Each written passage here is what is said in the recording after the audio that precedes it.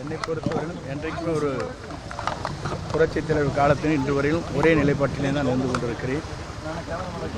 இப்போது வருகிற பிரச்சனைகள் ஒன்றின் பின் ஒன்றாக பார்க்கின்ற போது திமுகவில் மட்டும் குடும்ப அரசியல் அல்ல, இன்று இவருடைய அரசியலிலும் மகன், மைத்துனர், மாப்பிள்ளை போன்றவர் தலையீடுகள் இருக்கிறது என்பது நாடறிந்த உண்மை. ஒருவருடைய வாழ்க்கையை பொறுத்தவரையிலும் அரசியல் பொறுத்தவரையிலும் பல்வேறு கருத்துக்கள் பரிமாணம் கூட இந்த இயக்கத்திற்காக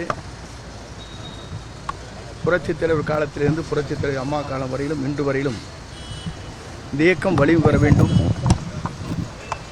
இந்த இயக்கம் நாளை வெற்றி பெற வேண்டும் என்ற நோக்கத்தோடு தான் என் பணிகளை நான் மேற்கொண்டு வருகிறேன்.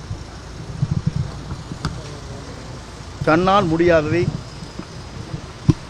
முடியும் என்று சொல்லி தன்னையும் ஏமாற்றிக்கொண்டு மற்றவர்களையும் ஏமாற்றக்கூடாது என்பதுதான் தத்துவம்.